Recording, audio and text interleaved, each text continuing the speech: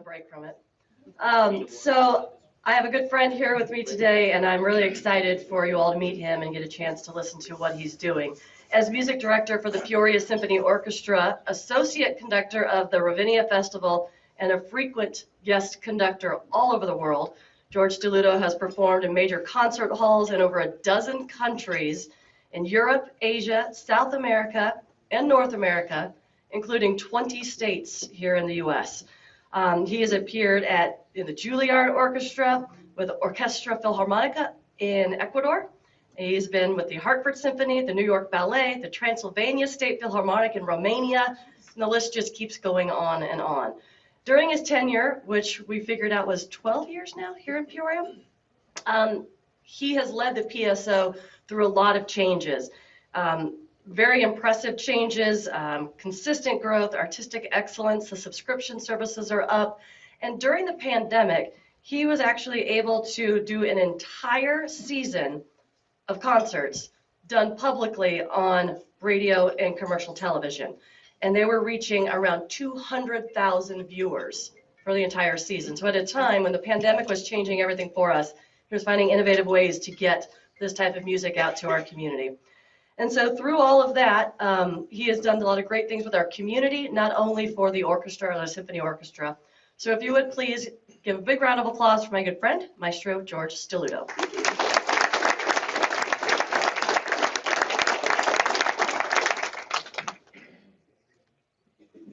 Thank you, Renee. If you have any leftover taffy, I'll take it. So I spoke here some years ago. And I remember I was laughing about the person from downtown Rotary that might switch over, because when I was out here, I had done a number of presentations to downtown Rotary because our executive director was a member and was always getting me invited. But when I came up here and spoke, I was told, well, this is the fun Rotary. So I think that that is quite true. There's a lot more laughing up here for some reason. I'm not sure why. And so it's been an interesting and fruitful ride over 12 years so far with the Peoria Symphony. And we do a lot of things. I'm going to talk to you a little bit about what we've done and what we do before I talk about what's coming up. We do a lot of outreach in the community. I think Tree Wind School is our adopted school. We've done a lot of work with them. We started a program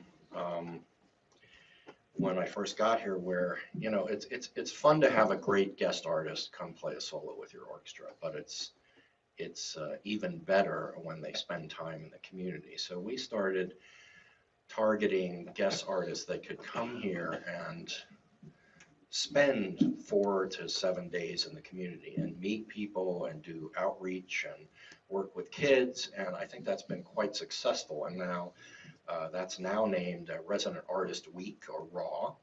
And from that, we started something called our Artist in Residence, which every year we have one person who works with the orchestra throughout the year with the organization, and kind of is the glue that holds together all of our outreach programs. And that is has been a great benefit, I think, for the community and for the region, because that program tries to identify somebody in the region that is of a world-class standard and could be on a stage anywhere in the world. So we started with Jeffrey Deuce, a pianist who teaches ISU. We've had Todd Kelly, who's the head of the jazz program and now the chair of the department at Bradley's music department. We had Michelle Areziga, who was a wonderful soprano who lives in Chicago area. So this is a way to highlight, you know, these people may not have big management and big artist agents, but they are certainly of the caliber of the people that do. So that's been a wonderful thing. And to have these people interact with the kids in the community is great, but also to serve our adult patrons that come to concerts and do come to our subscription concerts. Excuse me, my allergies are, of course, today acting up.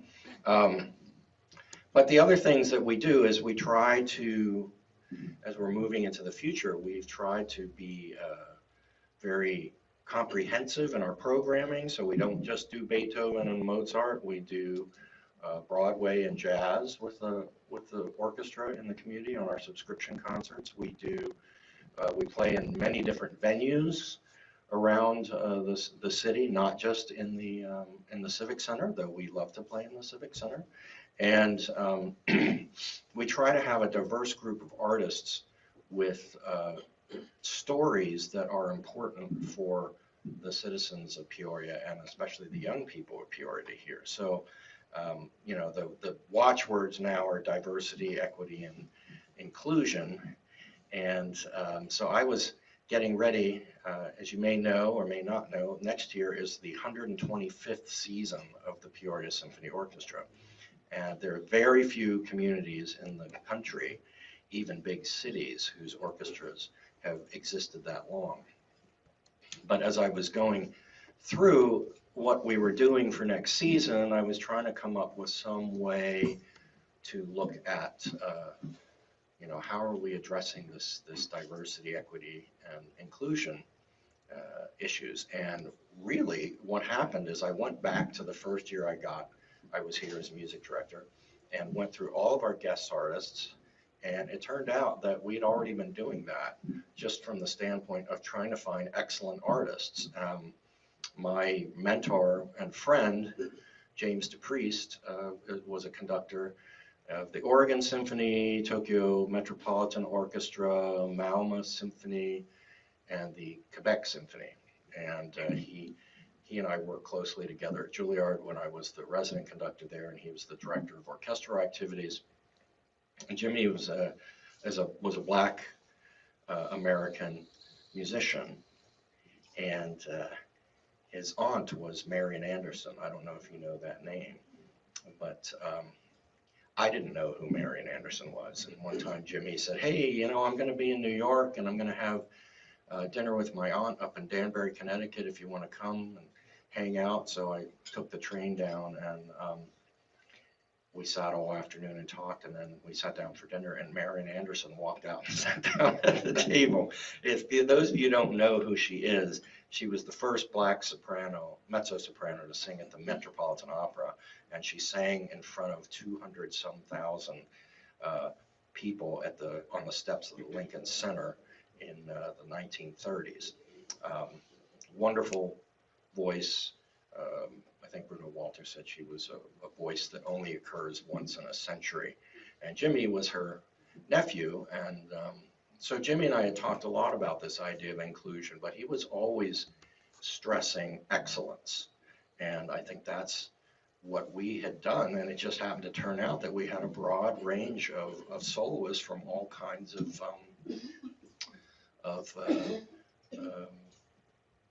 different ethnicities, different cultures that have appeared with the orchestra, and I'm very proud of that. I want to say one thing about your idea of crossing over business and engineering and interdisciplinary studies at Bradley.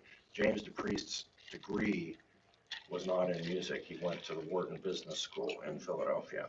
And so he was the one to help me understand that there's this other side of arts organizations that need to be successful, as well as what you put on stage. So that's kind of a quick thumbnail of background of what we've been doing with the symphony, and now we're coming up on our 125th year. We do our artist in residence for next year. Now we have a bunch of really big name, nationally, internationally famous artists coming in to perform with the symphony for our 125th. So I thought it would be nice if our artist in residence for next year had a connection to the community, and that person is Brianna Thomas. And Brianna is a jazz singer. Some of you may know her, but she's regularly singing at Jazz at Lincoln Center now. She just got a review from the Wall Street Journal maybe last year, for her latest album. Said she might be the leading jazz vocalist on stage right now, and she got 4 stars in her album review by Downbeat magazine. So what we have, and she lives here in Peoria, and her mother is still a waitress at Rizzi's. So, you know, I love that kind of story of, so we have somebody who's a local person who is going to be our artist in residence, and I wanted her because she's going to eventually reach that status of all these other famous artists that we're bringing in, and to have that person be from Peoria, I think, is a real honor for the symphony and for the community. Thank you. Now, Brianna is going to be doing some singing with the orchestra, but she's also going to be collaborating with a 5-time Grammy winner who'll be our composer in residence. Last year, we had our 2nd ever composer in residence with Stephanie Ann Boyd, the first woman composer in residence. And I want to give you a little hint at kind of the reputation that your orchestra here has around the country. So we did a concert in October with about Betty Friedan, and all of you may know who Betty Friedan was. And so Stephanie wrote, we commissioned her to write a piece for narrator, mezzo-soprano, violin, and orchestra. And the mezzo-soprano was world famous Michelle de Jong, who sings all over the world. Every major opera company, every major orchestra you can think of, Michelle has performed with. And the narrator was the president of the Kennedy Center for the Performing Arts in Washington, D.C., Deborah Rutter, former president of the Chicago Symphony. And, you know, we know our orchestra here, we like it, but you don't realize that from all these people we have come in, that the reputation of the town and the reputation of the organization spreads. So Deborah Rutter, who's probably the most powerful person, not just powerful woman, but most powerful person in arts in the country running the Kennedy Center, she came out and did her narration for no fee. She came out for free. And that was just stunning. I couldn't believe it when her assistant at the Kennedy Center called me to do it. So we were honored, Peoria was honored, and we did ourselves proud by that. So the next year's composer in residence is a 5-time Grammy winner. His name is Victor Wooten. Many of you may know him if you like bass. Do you know him? Yeah. Yeah, he's pretty awesome. And was he with Bela Fleck and the Flecktones? Yes, he played with Bela Fleck and the Flecktones for a long time. He's going to be playing a concerto for jazz, bass, and orchestra that he premiered with the Boston Symphony last year. And he's going to spend some time in our community and talking to different groups and young people. But he also wrote a book called The Music Lesson, and that's going to figure also in our activities. But Victor is also a wonderful person and very down to earth, and I thought that his story and his message are going to be important, and his interaction with Brianna is going to be great. So let's go on, and what do we have coming up? So these are some of the things that we have coming up I'd like you to know about. On June 25th, we have our 125th season gala at the Civic Center, and that will feature Victor making a speech with Brianna and doing a little performing, and then we're going to present an award, the first Bandwork Award for cultural leadership to Ramsey Lewis, who some of you may know. And Ramsey came here and performed with us several years ago. And what I loved about Ramsey was he did a little 10-minute interview with me on stage and talked about how his background started in a public school music program. So, you know, this major Grammy winner had to thank public school teachers. And that got a huge applause from the audience when he mentioned that. We also have a TV series called Soundbites, where we take different artists, guest artists that come in and do concerts. Sometimes they interact and collaborate with members of our orchestra. And one of the things we do is to try to identify some of these regional artists that are really a treasure for the area and get them on one of our programs so that we can, in a sense, archive what the current culture here is in town. And one of those people is Judy Page. You may have heard her before. She's probably in her 80s now, and just a fantastic singer, jazz singer. So that's coming up. We have a September Soundbites called Sing for Your Life, and that's going to feature the story of one of our major guest artists for this coming season named Ryan Speedo Green, and you'll see his face in a second. We have some other guest artists from our first concert coming in to do a resident artist week. And then what we're going to be doing in the fall, I want to let you know about this if you're a wine enthusiast. We're going to do a wine tasting and car show. And the guy leading the wine tasting is named Eric Asimov. And if you're a science fiction person, yes, that's Isaac Asimov was his uncle. But his wife is from Peoria, and she worked on the bestseller list for the New York Times, and I met her in New York when I was teaching at Juilliard. And so we've been working on this project. So Eric is the chief wine critic for the New York Times, and he's actually going to lead that wine tasting.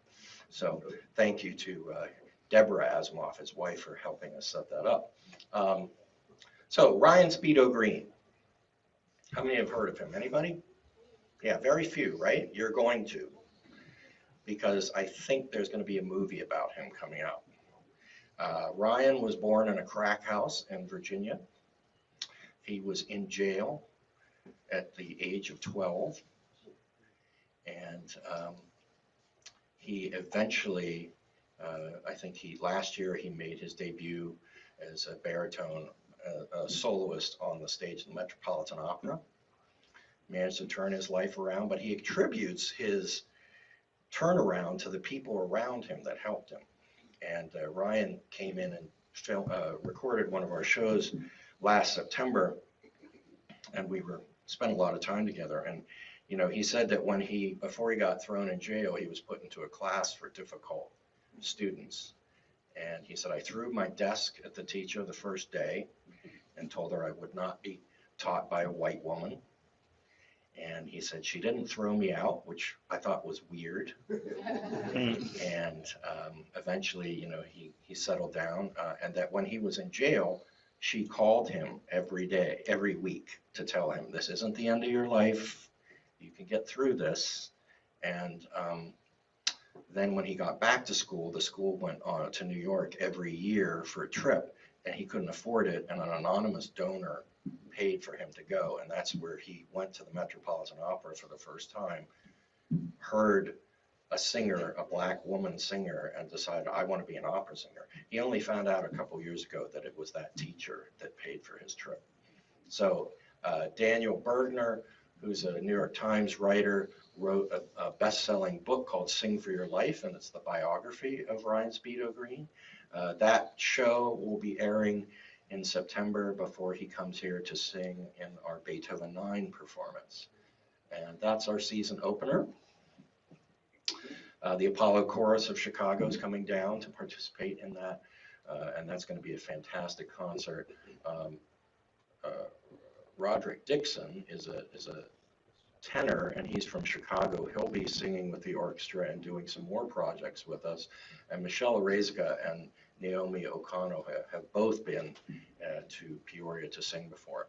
But when these guys open up on stage, just make sure you hold your hair down so that it doesn't go up, because these are powerful voices. And the pianist on the first half, Jorge Osorio, is a great friend of mine. And this is another artist he lives outside of Ravinia up in Highland Park.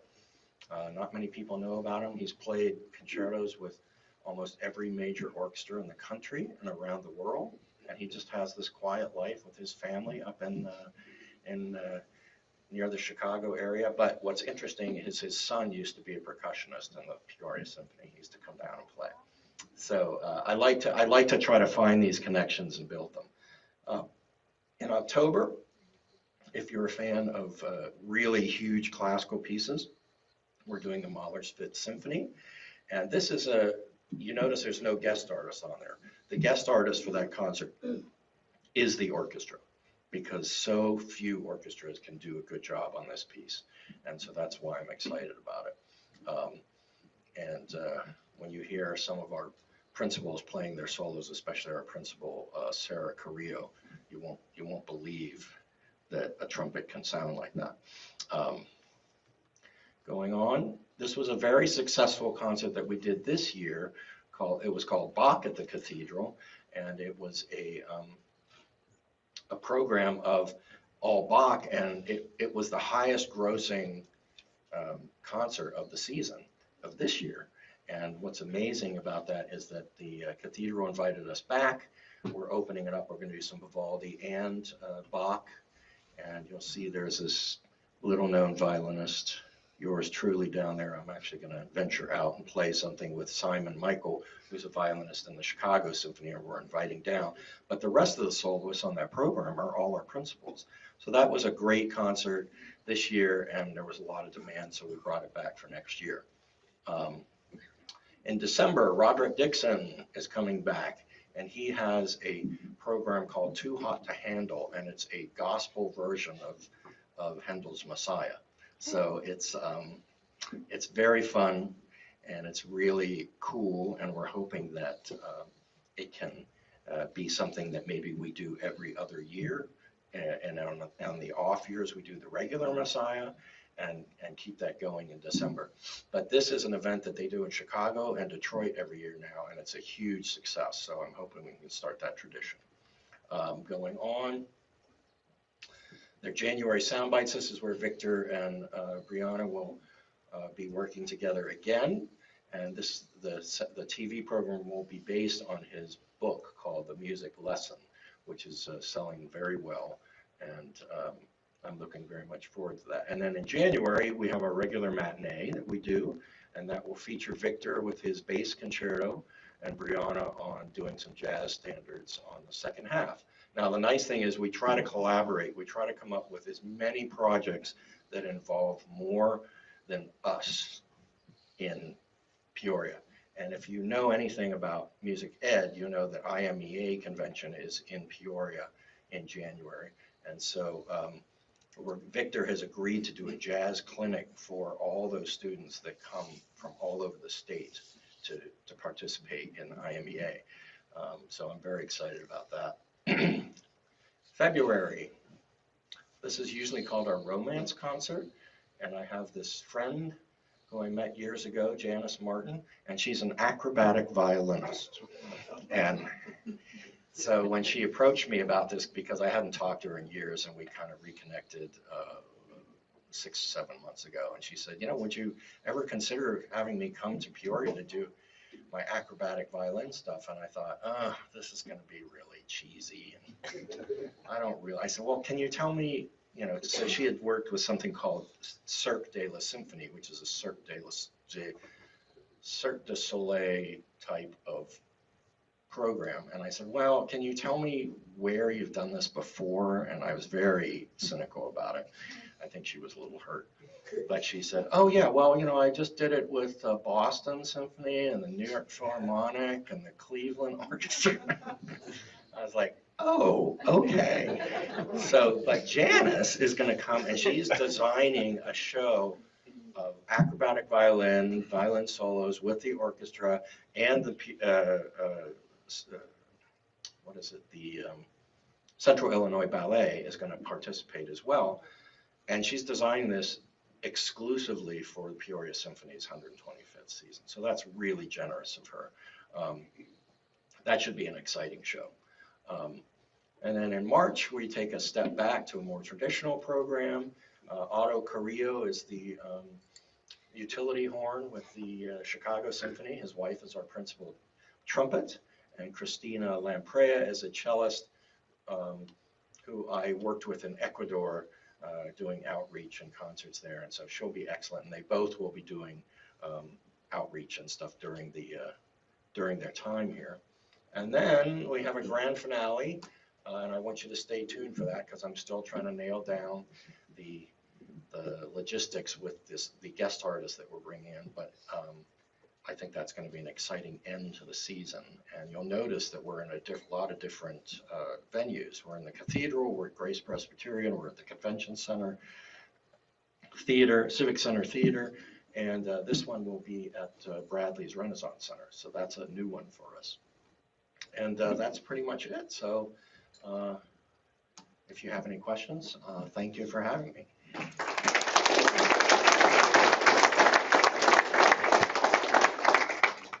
No questions? Yes.